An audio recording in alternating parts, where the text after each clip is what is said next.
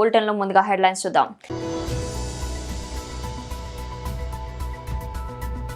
Kamareddy declaration ను అమలు చేయడంలో రేవంత్ రెడ్డికి చిత్తశుద్ధి లేదు.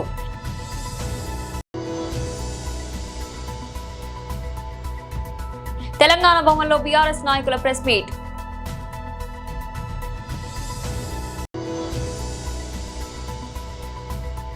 వైఎస్ఆర్సీపీ అధికార ప్రతినిధి మాజీ MLA Kaile Anil Kumar press meet.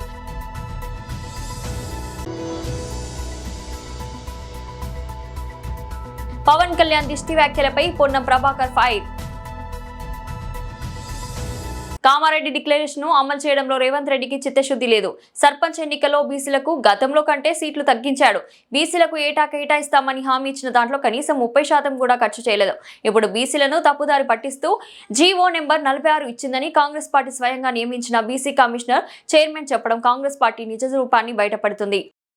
Sarpanch ఎన్నికలకు సంబంధించిన ఈవో 46ని ఎవరు తప్పు పట్టిరయ్యా అంటే, మొన్నటి వరకు మీ గాంధీ భవన్ లో ఉండి మీ పార్టీకి అంకిత భావంతో పనిచేసిన వ్యక్తులకు మీరు గవర్నర్ కి సిఫార్సు చేసి రాజ్యాంగపరమైన బీసీ కమిషన్ చైర్మన్ గా చేసిన వ్యక్తి, మీ పార్టీలో మొన్నటిదాకున్న వ్యక్తి, మీ ప్రభుత్వం సపోర్ట్ చేసి మీ ప్రభుత్వం గవర్నర్ పంపించి చైర్మన్ చేసిన వ్యక్తి, మీరు ఇచ్చిన 46వ జీవో తప్పు, మీరు పూర్తిగా తప్పు పట్టించేలాగుంది మీ జీవోని ప్రకటించినప్పుడు.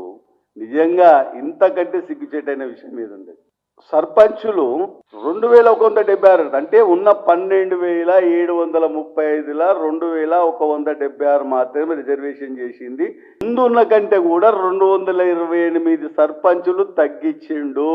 అంటే కామారెడ్డిలో ఇచ్చిన డిక్లరేషన్ ను ఎంత మోసం చేసిండు. ఉన్నది కూడా లేదు. లాస్ట్ టైం జరిగిన ఎన్నికలలో ఉన్నన్ని సర్పంచులు కూడా ఈసారి బీసీలకు రాలేదంటే నువ్వు ఇక్కడ ఉన్న బీసీ సమాజాన్ని ఎంత మోసపూరితమైన ప్రకటన చేసినావు, ఎంత మోసపూరితంగా ప్రవర్తిస్తున్నావు, ఎంత మంది మీద బదనాం చేస్తున్నావు, ఎన్ని పార్టీలను విమర్శిస్తున్నావు, గవర్నర్ని అంటున్నావు, కోట్లను అంటున్నావు, బీజేపీని అంటున్నావు.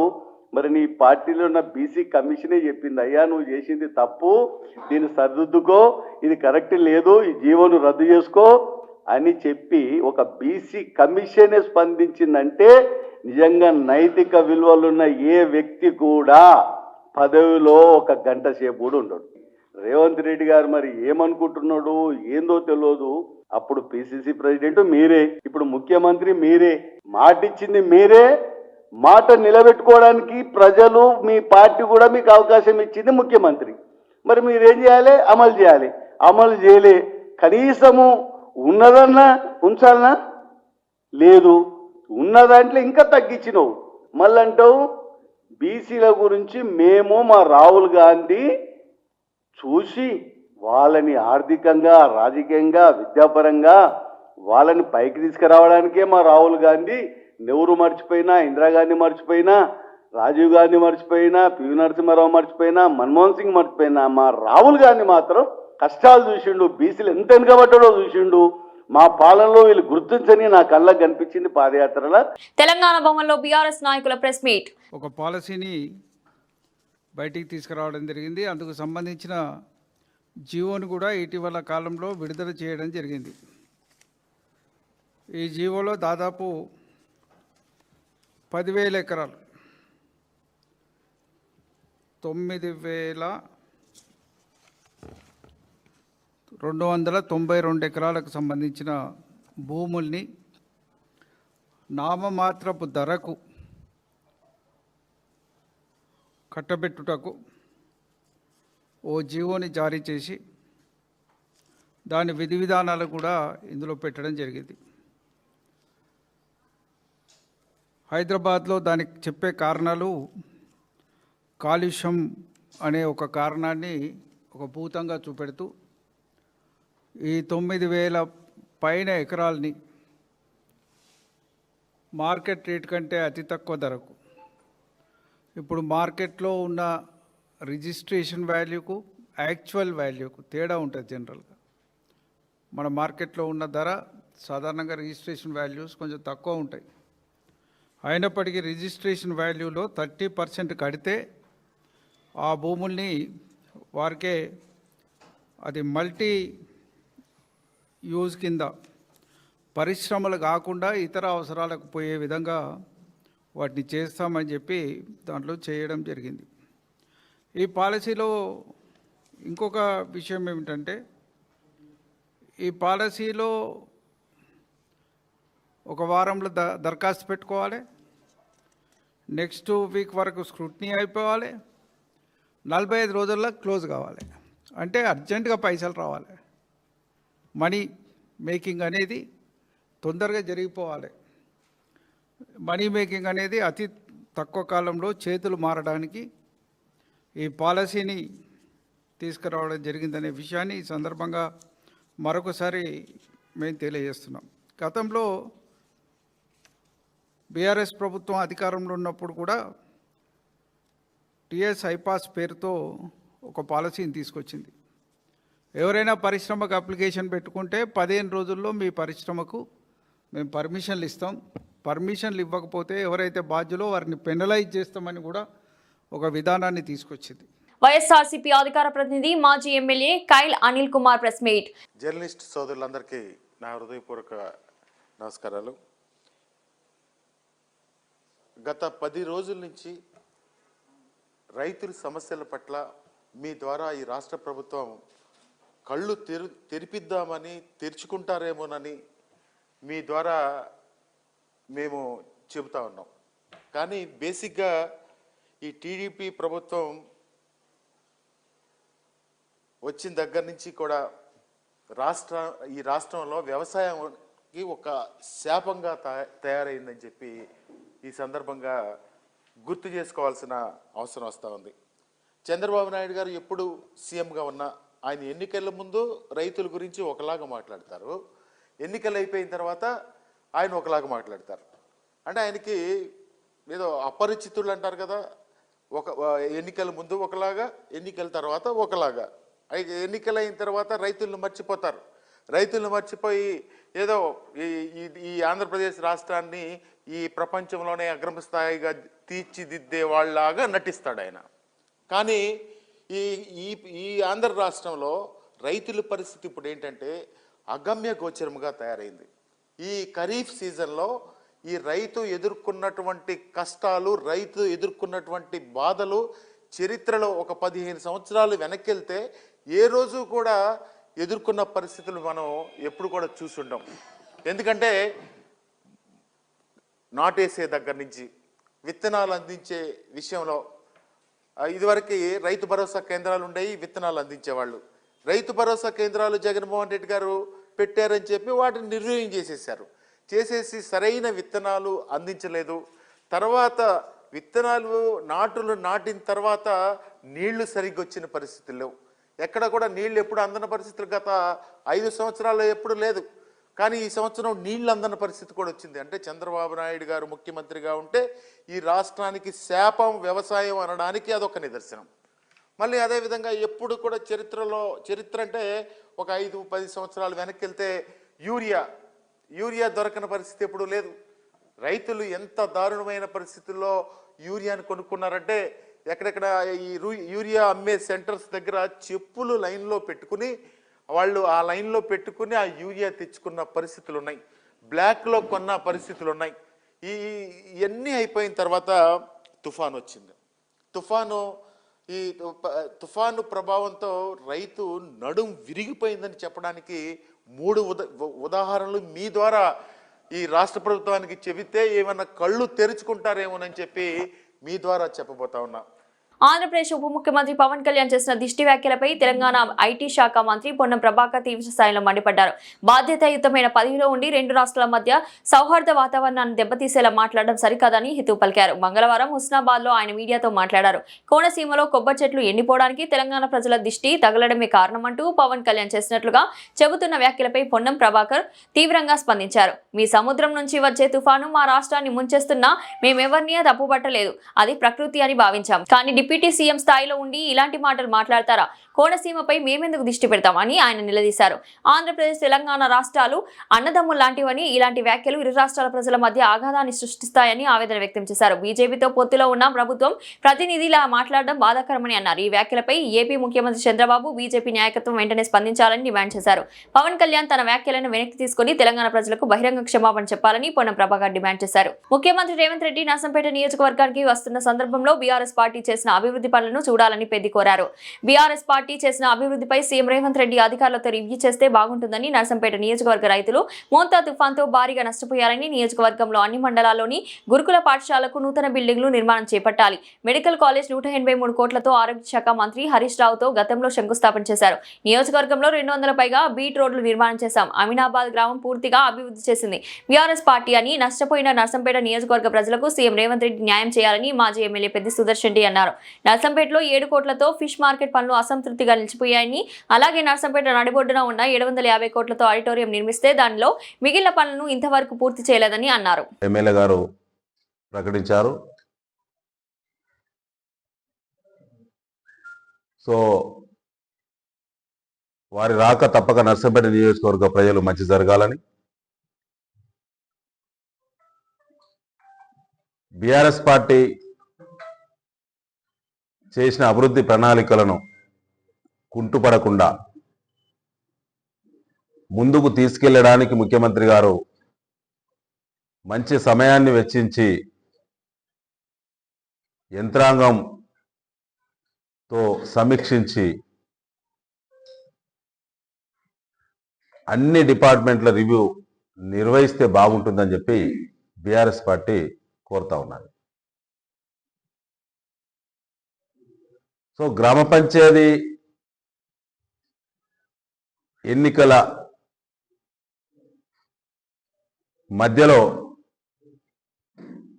వారు నర్సంపేటకు రావడం అనేది అది ప్రజల కోసమా, కాంగ్రెస్ పార్టీ కోసమా, నియోజకవర్గ ప్రజలందరూ కూడా అర్థం చేసుకోవాలని చెప్పి విజ్ఞప్తి చేస్తా ఉన్నాం. సో వారు కొన్ని అభివృద్ధి పనులకు శంకుస్థాపనలు చేస్తారని, ఎట్లాగూ ప్రారంభించేటువంటి ఒక్క పని కూడా లేదు ఈ నియోజకవర్గంలో, వారు చేపట్టలేదు. అది దాన్ని బట్టి అర్థమవుతుంది. అన్ని శంకుస్థాపనలే, రాళ్ళేసులే. ప్రారంభించడం అనేది శూన్యం. అంటే 2 సంవత్సరాల రేవంత్ రెడ్డి గారి పాలనలో నర్సంపేటలో ఏ పని కాలేదు అనేటువంటిదే ఎమ్మెల్యే గారి ప్రకటన ద్వారా స్పష్టమవుతోంది.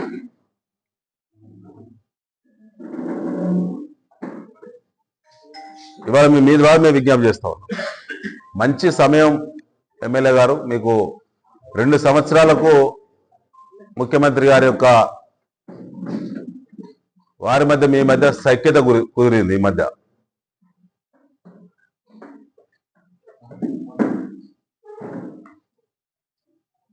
సమయాన్ని కరెక్ట్ గా ప్రాపర్ గా నియోజకవర్గ ప్రజల కోసం వాడండి, మీకోసం కాదు. ఛాలెంజ్, ఏ ఒక్క గ్రామం అయినా కట్టెడు మట్టి తీయని 2 సంవత్సరాల పాలనతోటి విసుగెత్తిపోతున్న నియోజకవర్గంలో మీ గ్యారంటీలు, ఒక మహిళకు 60,000 బాకున్నారు, మీరు 2,500 చొప్పున 24వ నెలకు అడుగు పెడుతున్నారు. ఇక్కడ మీరు కరెక్ట్ గా 24వ నెలల అడుగు పెడుతున్నారు నర్సంపేటలో. మిమ్మల్ని మేము రావద్దా అనలే నర్సంపేటకు, మీ పార్టీలో మిమ్మల్ని రానేలే, మీకు ఇక్కడ స్థానం లేదని. ఇవాళ మీరు ఏం కాంప్రమైజ్ ఏంది సంగతి, అది నెక్స్ట్ మాట్లాడుకుందాం. 2 సంవత్సరాల పాలన అయితే లాస్ అయిన నియోజకవర్గ ప్రజలు. మీరు ఇప్పుడు మూటలు పట్టుకొస్తారు హెలికాప్టర్లను ఎదురు చూస్తున్నారు. ఇప్పుడు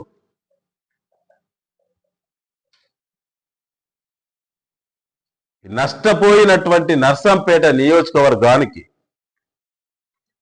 గతంలో జరిగే అభివృద్ధి కొనసాగింపుగా ఈ నియోజకవర్గానికి అభివృద్ధి నిధులు ప్రకటనలు కాదు, మీరు మస్తు మాట్లాడుతారు రేవంత్ రెడ్డి గారు. మాటలు కాదు, ఇక్కడ మా ప్రజలకు మాటలేందో మూటలేందో అన్ని తెలిసిన వాళ్ళు, చాలా చైతన్యవంత ప్రజలు నర్సంపేటలో. ఇలా ప్రతి ఇంటి ముందు అభివృద్ధి ఉంది బీఆర్ఎస్ది ఈ నియోజకవర్గంలో.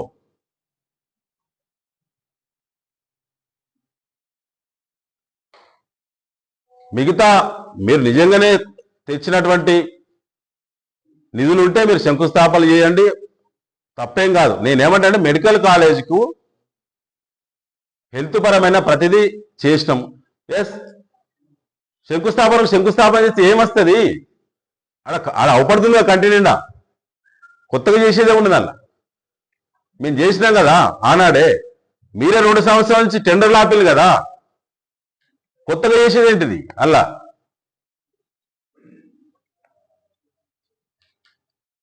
టీ డయాగ్నోస్టిక్ హబ్లో రక్త పరీక్షలు చేసే దిక్కు లేదు అక్కడ. ఎవరు రివ్యూ చేయమంటున్నాను నేను. 27 డిపార్ట్మెంట్ల సమీక్ష ముఖ్యమంత్రి గారు చేయాల్సిందే. ఈ నియోజకవర్గానికి పేద డెంగ్యూ లాంటి జ్వరం వచ్చింది, అన్ని ఆగిపోతానే అవయవాలు ఎక్కడెక్కడ. లాభం వచ్చే పనుల గురించి కాదు, ప్రజలకు ఉపయోగపడేటువంటి వాటి మీద రివ్యూ చేయాలని చెప్పి మేము అడుగుతున్నాం. రాష్ట్రంలో ఏకైక సైనిక్ స్కూల్ నర్సంపేట. ఇలా దాని పరిస్థితి, స్టాఫ్ మొత్తం కూడా నౌకరీ చేయక, జీతాలు రాక అందరూ వెళ్ళిపోతున్నారు, బ్యాక్ పిల్లలు కూడా వెళ్ళిపోతున్నారు.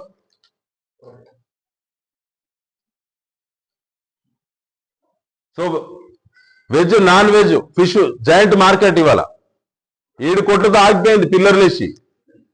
ఒకనాడు చూసిన వాళ్ళు లేడు. మెదక్ జిల్లా గ్రామ పంచాయతీ ఎన్నికల నిర్వహణలో రిటర్నింగ్ అధికారుల పాత్ర ఎంతో కీలకమని జిల్లా కలెక్టర్ రాహుల్ రాజ్ స్పష్టం చేశారు. ఐడీఓసీ కార్యాలయంలో స్టేజ్ 2 రిటర్నింగ్ అధికారులకు నిర్వహించిన ప్రత్యేక శిక్షణ కార్యక్రమంలో ఆయన పాల్గొని సూచనలు ఇచ్చారు. ఎన్నికల ప్రక్రియలో లాజిస్టిక్స్, మ్యాన్ పవర్ వినియోగం, నామినేషన్ స్వీకరణ నుండి ఓట్ల లెక్కింపు వరకు ప్రతి దిశలో పూర్తి అవగాహన అవసరమని కలెక్టర్ పేర్కొన్నారు. గెలుపొందిన అభ్యర్థుల జాబితా ప్రకటన వరకు రిటర్నింగ్ అధికారులు నిర్వర్తించే ప్రతి పని బాధ్యతాయుతమైందని ఆయన తెలిపారు. ఎన్నికల నిర్వహణకు పారదర్శకం కొనసాగించే క్రమంలో స్టేజ్ 2 అధికారులు పర్యవేక్షణ, సమన్వయం, భద్రత, పోలింగ్ సిబ్బంది శిక్షణ, పోలింగ్ మెటీరియల్ పంపిణీ, తిరిగి స్వీకరణ వంటి అంశాలను పగడ్బందీగా అమలు చేయాలని సూచన ఇచ్చారు. అనంతరం మాస్టర్ ట్రైనింగ్ రాజ్ రెడ్డి అధికారులకు పవర్ పాయింట్ ప్రెజెంటేషన్ ద్వారా అవగాహన కల్పించారు. ప్రదేశంలో ఆ ఓటు హక్కును వినియోగించుకునేటువంటి ప్రదేశాన్ని ఏర్పరచుకోవాలి. అది ప్రిసైడింగ్ ఆఫీసర్ బాధ్యత అయినప్పటికీ కూడా కంపల్సరీగా స్టేజ్ 2 ఆఫీసర్ దాని మినిట్ టు మినిట్ ప్రతి ఇష్యూ లోపల ఏంటి అనేటువంటి ఒక ప్లాన్ చేసుకోవాలి.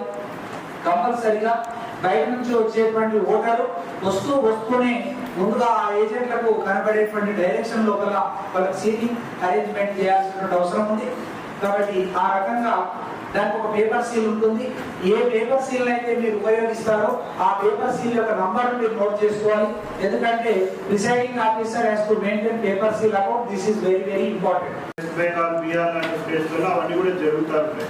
సో ఆ బూత్ క్యాప్చరింగ్ అవన్నీ అటువంటి ఏం కూడా జరగకుండా చూసుకోవడం, ఎవరన్నా భయపెట్టి బూత్ క్యాప్చరింగ్ చేసి, సో పాత సినిమాలలో చూపిస్తున్న చూడండి, సో ఆ బూత్లో ఆ బ్యాలెట్ బాక్స్ పట్టుకొని వెళ్ళిపోవడం, సో అటువంటివి ఏమైనా చేస్తే సో అది ఇమీడియట్గా కూడా మీరు డిస్ట్రిక్ట్ ఎలక్షన్ అథారిటీకి ఇన్ఫార్మ్ చేయడం, సో అక్కడ పోలీస్ సిబ్బందితో అటువంటి జరగకుండా చూసుకోవడం, జరిగినట్టు ఏమైనా అయితే మాకు ఇన్ఫార్మ్ చేయడం. సో ఇటువంటివి అన్నీ కూడా మనము చెక్ చేసుకోవడము. మళ్ళీ అక్కడ ఎవరైనా ఓటర్స్ని ప్రలోభ పెట్టడం అవన్నీ ఏమైనా చేస్తే కూడా మీరు ఇమ్మీడియట్గా ఇన్ఫార్మ్ చేయడము. సో ఓటర్స్ని ఎవరైనా ప్రివెంట్ చేస్తూ ఉన్నారు, ఓటింగ్ చేయకుండా ప్రివెంట్ చేస్తూ ఉన్నారంటే కూడా మీరు ఆ సెక్రటరీతో మాట్లాడి అక్కడ ఉన్న ఇంటెలిజెన్స్ కూడా గ్యాదర్ చేసి అటువంటి ఏమైనా ఉంటే కూడా దృష్టికి తీసుకొని రావడం కూడా, ఇవన్నీ కూడా రోల్స్ అండ్ రెస్పాన్సిబిలిటీస్. సో ఆ రిటర్న్కి సో వాళ్ళందరినీ కూడా పోస్టల్ బ్యాలెట్ ఇష్యూ చేయడం ఉంటుంది. సో సెకండ్ స్టేజ్ 2 ఆర్పోతే స్పెషల్ రెస్పాన్సిబిలిటీస్ అంటే కూడా క్లియర్ కట్గా మీకు చెప్పడం జరిగింది. సో దీంట్లో మనకి క్రూషియల్ థింగ్ ఏంటంటే పోస్టల్ బ్యాలెట్స్ ఒకటి ఇష్యూ చేసే ప్రాసెస్ ఒకటి. సో అదేవిధంగా హోల్ ప్రాసెస్ అంతా కూడా ఏదైతే మీకు ఆ గ్రామ పంచాయతీ మీకు అలాట్మెంట్ అయిందో, సో సుమారు మనకి 492 గ్రామ పంచాయతీకి 492 స్టేజ్ 2 రిటర్నింగ్ ఆఫీసర్స్ని కూడా మనం అపాయింట్ చేయడం జరుగుతుంది. సో ఈ గ్రామ పంచాయతీల మొత్తం కూడా ఎలక్షన్ ప్రాపర్గా కండక్ట్ చేసే బాధ్యత మొత్తం కూడా రిటర్నింగ్ ఆఫీసర్. వైఎస్ఆర్సీపీ మాజీ ఎమ్మెల్యే అనంత వెంకట్రామిరెడ్డి మాట్లాడుతూ కూటమి ప్రభుత్వం అధికారంలోకి వచ్చిన 18 నెలలుగా రైతు అనేవారు రోడ్లపైకి వచ్చి రోడ్డు పాలవుతున్నాడు. ప్రభుత్వ చర్యల వలన కనీసం ఎరువులు సబ్సిడీ రేటు కావాలి అన్నా లేదు, కనీసం ధాన్యానికి మద్దతు ధరకు కొనుగోలు చేయమని రోడ్డెక్కే పరిస్థితి రైతుకు వచ్చింది అని మాజీ ఎమ్మెల్యే అనంత వెంకట్రామిరెడ్డి అన్నారు.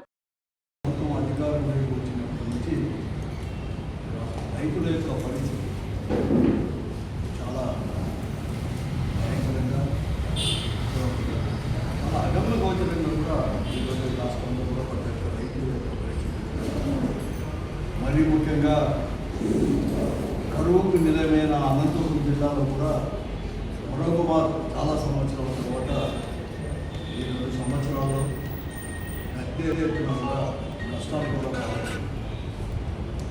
ఈ కూటమి ప్రభుత్వం అధికారంలోకి వచ్చిన తర్వాత ఈ 18 నెలలు కూడా రైతు అనేవాడు రోడ్డుపైకి రోడ్డు పాలవుతున్నాడు. ప్రభుత్వ చర్యల వల్ల ఈరోజు రోడ్ల మీద పాల్గొన్నారు. రోడ్డుపైనే ఈరోజు ఈ పరిస్థితి కూడా జిల్లాలో ఇతర మందికి కావాలన్నా రోడ్డు ఎక్కే పరిస్థితి వచ్చింది. కనీసం ఎరువులు సబ్సిడీ రేటు ప్రభుత్వం ఇచ్చే ధరలు కావాలన్నా కూడా ఈరోజు రోడ్డు ఎక్కే పరిస్థితి వచ్చింది. మద్దతు ధరతో కొనుగోలు చేయాలని చెప్పే పరిస్థితుల్లో కూడా రోడ్డు ఎక్కే పరిస్థితి ఈరోజు ఈ జిల్లాలో, రాష్ట్రంలో మన జిల్లాలో మనకు కర్నూలు నెలకొన్న పరిస్థితి. ఏ ప్రజాప్రతినిధి కూడా ఇది పట్టడం లేదు. తెలిసినా కూడా తెలియనట్టే నటిస్తూ ఉన్నా. చెవులున్నా కళ్ళున్నా కూడా అవి లేనట్టే ఈరోజు ఈ ప్రజాప్రతినిధులందరూ కూడా పోయిన ఖరీఫ్ రబీ పరిస్థితి అలాగే. బులెటిన్ ముగించే ముందు హెడ్లైన్స్ మరోసారి. కామారెడ్డి డిక్లరేషన్ ను అమలు చేయడంలో రేవంత్ రెడ్డికి చిత్తశుద్ధి లేదు.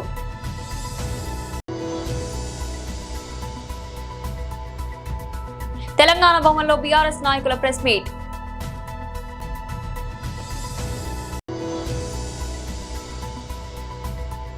వైఎస్ఆర్సీపీ అధికార ప్రతినిధి మాజీ MLA Kaile Anil Kumar press meet.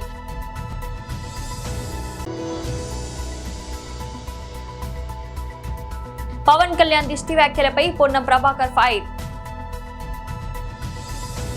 ఇది ఇవాల్టి బులెటిన్. మరో బులెటిన్లో మళ్ళీ కలుద్దాం. అంతవరకు సెలవు.